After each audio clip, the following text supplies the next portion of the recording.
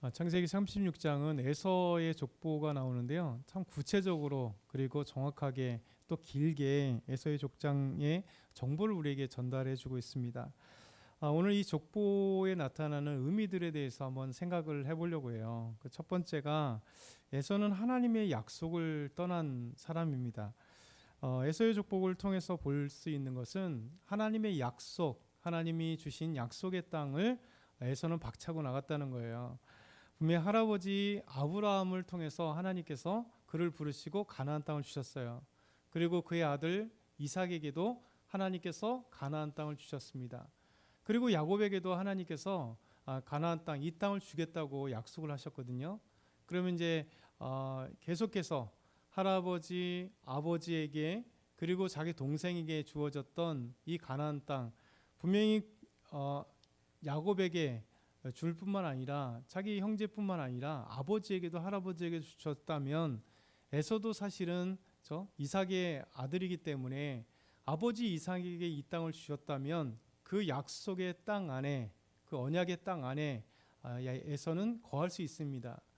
그럼에도 불구하고 그는 하나님께서 말씀하신 대로 아버지 이삭도 자기 친척 중에 아내를 삼고, 리브가가 또 자기 아들 야곱도, 자기 동생 야곱도 바단 아람에 가서 삼촌의 자녀들 중에, 딸들 중에 아내를 삼아라 이렇게 말씀하셨는데, 에서만이 가나안 족속의 헷 족속과 히 족속, 그리고 그의 이스마엘의 딸의 언니를 이렇게 아내로 삼게 되는 이런 일이 벌어졌어요. 그러니까 결국은 그는 아버지 이삭이나 그리고 동생 야곱과 다른 길을 걷고 있는 거죠.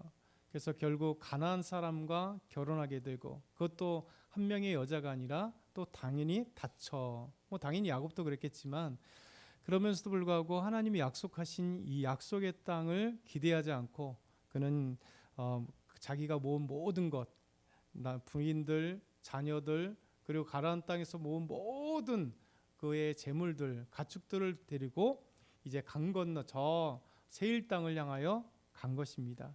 그래서 가나안 땅, 이 가나안 땅은 하나님이 약속하신 땅인데 약속 안에서 이제 이 에서는 떠나가 버린 거예요. 그렇죠? 자기 아버지 이삭이 얼마나 하나님의 은혜를 받고 할아버지는 얼마나 은혜를 받았어요. 그러니까 그거 잘 생각해 보면, 어제 이 말씀을 계속 묵상하면서 그런 생각을 했어요. 야, 한 집에서 난 자녀들도 이 모태신앙이잖아요. 모태신앙인데도 야곱은 계속해서 하나님 안에 거하고 에서는 떠나갔다라는 거죠.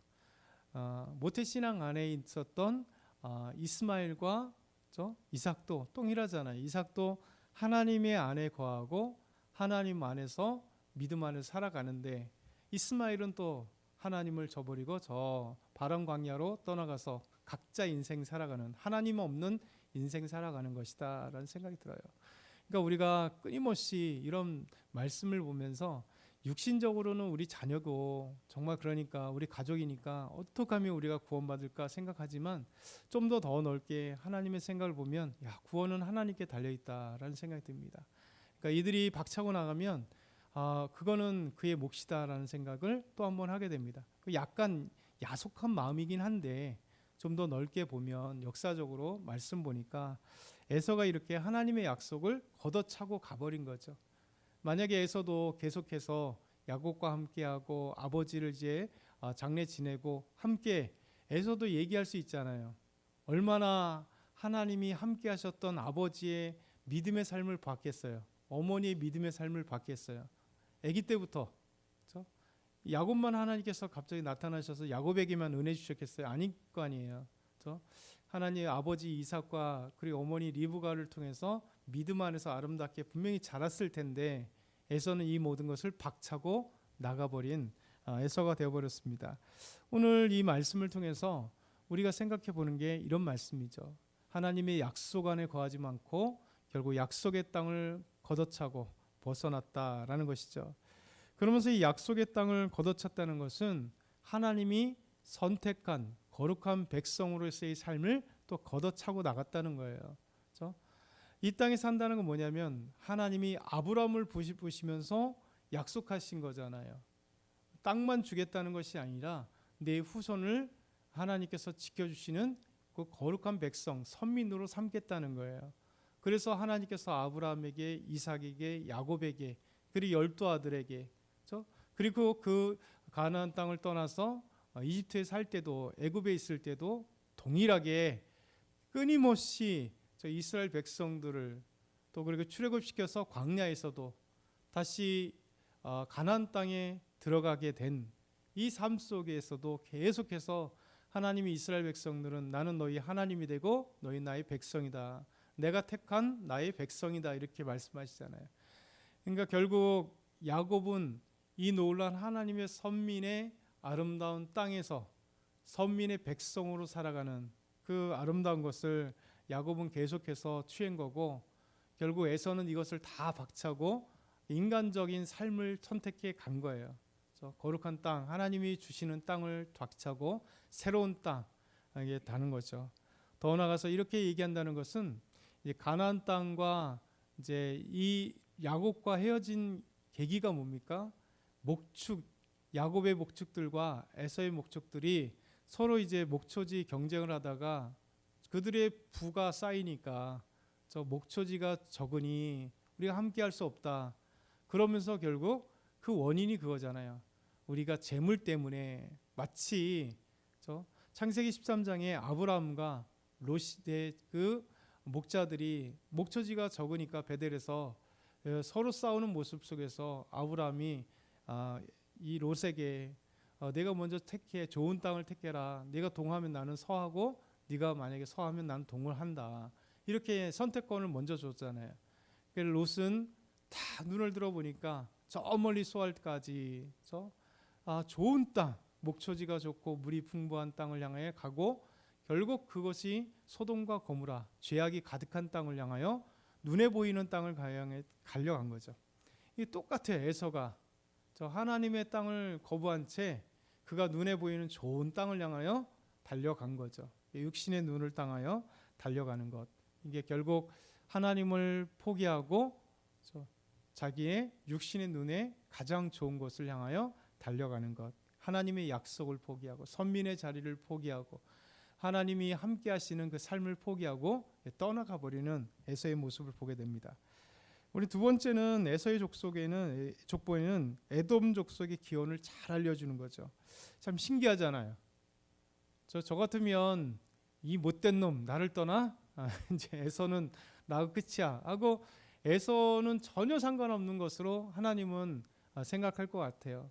근데 성경이라고 하는 이 역사에 끊임없이 우리에게 주어지는 하나님의 말씀 안에, 하나님의 그 놀라운 기록 안에 에서의 족보가 36장이라고 하는 이 긴 장에 아주 구체적으로 그가 누구와 결혼했고 자녀를 누구 낳고 손주들을 누구 낳고, 그리고 그의 후손들이 어떻게 족장이 뭡니까?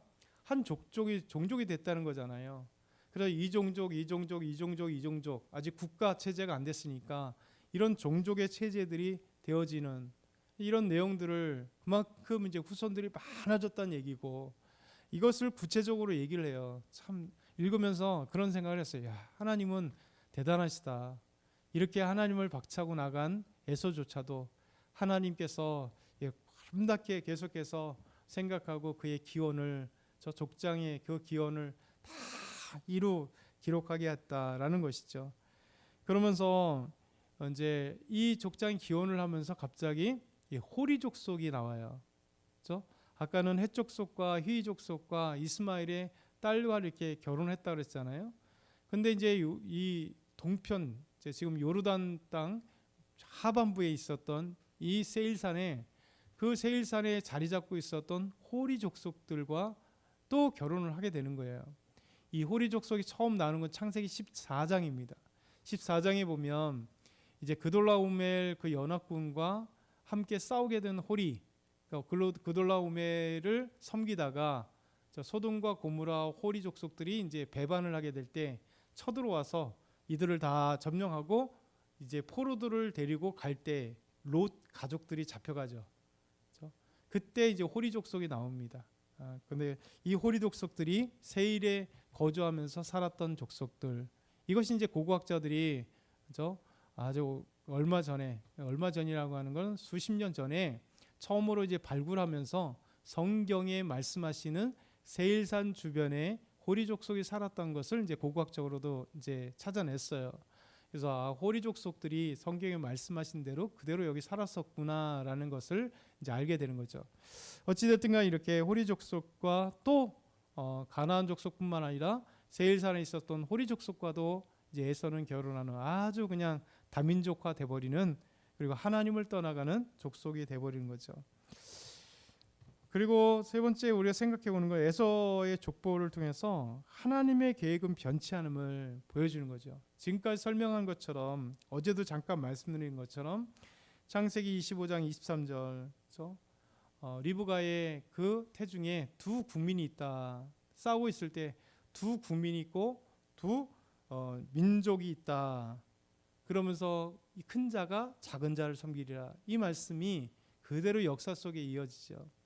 에서가 두 국민, 두 민족처럼 민족이 되고 국민이 되는 것처럼 큰 국가를 만들고 큰 민족이 됩니다. 에돔 족속이라고 하는 큰 민족이 되고, 그리고 이 에돔 족속은 끊임없이 나중에 이스라엘과 함께 할 때 결국 이스라엘에게 길을 펴지 못하는 그런 민족이 돼버리는, 역사 속에 그런 민족이 돼버리는 거죠.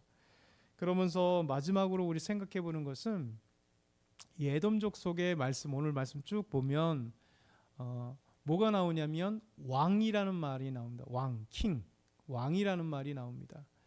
그러니까 에돔 족속들은 왕정 체제를 만들었다는 거예요.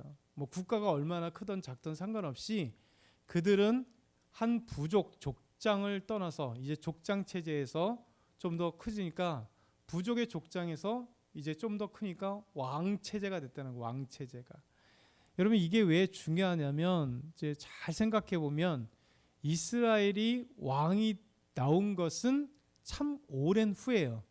왜냐하면 야곱을 지나 12아들을 지나 애굽으로 들어가서 출애굽하고 가나안 땅에 있을 때 또 사사기라고 하는 350년 정도 지나고, 그러니까 몇 년입니까? 거의 1000년 정도 후에 왕정 체제가 되는 거예요. 그것도 이스라엘이 자기들의 요구에 의해서 우리에게 왕을 달라, 이웃 나라들처럼 왕정 체제를 우리에게 달라. 그때 하나님이 사무엘에게 탄식을 합니다.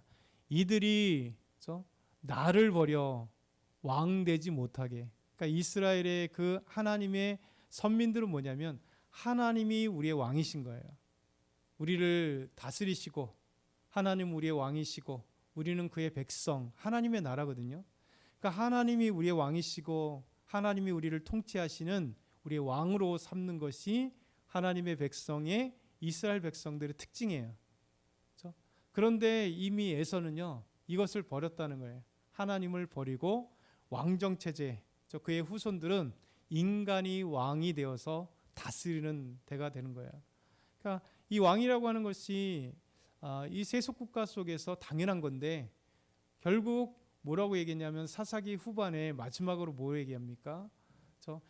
이스라엘의 왕이 없으므로 자기 소견대로 다 행해버리는 거예요.